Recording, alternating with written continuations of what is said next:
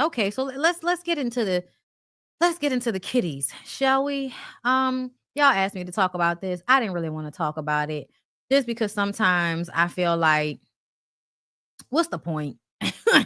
Like people gonna do what they gonna do. It's one of the reasons why I didn't want to join a sorority, because I felt very strongly about the fact that I was already being bullied and disciplined in my childhood, in my teenage years. So when I went to college, I was not about to have nobody telling me what to do, especially not no young woman 2 years older than me, 3 years older than me. Like, no. So if that's what it was gonna be, that's not what I was on. And when I was in school at Clark, 05, 06, 7 years, it definitely felt like you was gonna have to, be cow toting some bitch in order to be a part of a sorority. So it wasn't something I was really into. Okay. And, it's one of the things I've noticed I don't like, is the abusive aspect. I think that they have been taught, people in, Divine Nine and all of that have been taught that in order to build this brotherhood or this sisterhood, you have to go through some type of traumatic experience together in order to solidify the bond. And I feel like, yeah, nah, it don't have to be like that. I don't think it has to be like that. And I think it's something that's perpetuated. You know what I'm saying? So let's read, okay? A recently released warrant has unveiled new details surrounding the tragic death of Southern University student Caleb Wilson during an alleged fraternity hazing ritual. The warrant indicates that after Wilson became unresponsive, his clothing was changed before he was transported to the hospital. The incident occurred during a pledging event for the Omega Psi Phi fraternity. Wilson and 8 other pledges were instructed to line up and were each punched 4 times in the chest by at least 3 individuals wearing boxing gloves. After being struck, Wilson collapsed, appeared to have a seizure, and lost control of his bodily functions. A small bruise was noted on the right side of his chest. Following his collapse, a group of men transported Wilson to the hospital, claiming he had collapsed while playing basketball at a park. They left before authorities arrived, and it was later determined, like, what type of fucking brotherhood is that? Y'all left before authorities arrived, right? So that y'all can evade accountability for this young man being hurt. Ain't no fucking brotherhood in that shit, because if y'all really cared, y'all would have stayed. They left before authorities arrived, and it was later determined that the incident took place at a warehouse, not a park. The affidavit also reveals that Wilson's clothing was changed before he arrived at the hospital. As a result of the investigation, 23-year-old Caleb McCrae has been arrested and charged with manslaughter and felony criminal hazing. Authorities anticipate additional arrests as the investigation continues. In response to the incident, Southern University has suspended all fraternity activities and initiation processes.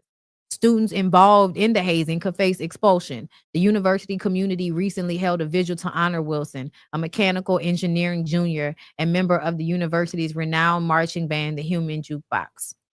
This case underscores the severe consequences of hazing practices and has prompted renewed discussions about the need for stricter environment and anti-hazing laws. So to me, I feel like this is also like the perfect example of something. Like, if you feel like, I'm not even gonna get into that. I'm not getting into it. But it's a good point to be made about how you cannot trust certain entities to not do what is tradition for them, even if the tradition is not a good tradition. Not like, it's illegal, it's abusive, you shouldn't do it. Oh, we're gonna do it anyway because it's tradition. You know what I'm saying? Like, that's the mindset. I think something is wrong with that type of mindset. I also feel like a lot of people don't like to admit that the fraternities and sororities are almost the same as gangs. Gangs are the same as the police officers, and sometimes the same as the firemen.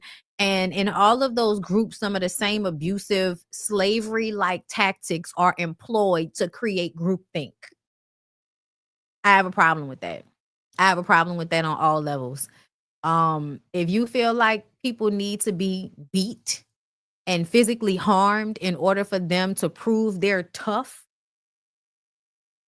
I think that you need to rewire your brain, because let's just think about it. If you really was trying to make people be tougher, Why not make them go through some type of physical thing that's actually safe? You know what I'm saying? Like, uh, uh, what's it called, y'all? Y'all know in the army people be doing it, obstacle course. Why not make people go through different forms of obstacle courses that have safety measures in place? That way it's something that's hard, it's something that will build the group bonding and the character and all of that, but it's also something that is done, yes, army training, something that is done to strengthen a person, not just abuse them to prove that they're strong. Like, no, y'all are always playing on this, nature versus nurture, and that men need to be hard and tough and da da da da. Every man's hard and tough is not the same. This young man obviously was extremely intelligent and probably was a thinker if he was not going along with the status quo for the success factor of it. You know what I mean? Like, the people are strong in certain suits, and it doesn't have anything to do with physical. We don't always need every nigga to be physically strong. Like, and sometimes a person can be physically strong, but if you punch them in their fucking chest too hard, you can rupture something and kill them, because human beings are not superheroes, because human beings are breakable, because every human being is breakable. Even you niggas that feel like y'all so strong and y'all could have took the 4 punches in the chest. Well, guess what? Now some of y'all might be going to jail. Let's see if y'all can take 4 niggas in that ass. Let's see if you can take not being broken that way. Whenever y'all feel like somebody needs to prove how rough and tumble they are to you, there's always a tougher situation. There's always a tougher situation. So, humble yourself. I can just imagine what the mindset was. That's all, y'all. You know what I mean? That's why I don't get down with shit like this. I believe the young man also went to my high school alma mater. I think he went to Warren Easton. So shout out to him and his family. And it's sad, but it's also how this shit go. Anyway, y'all, let's take a break and we'll be back for more Bondi Blue Show. Like the video. Anywhere you go, you belong. Anywhere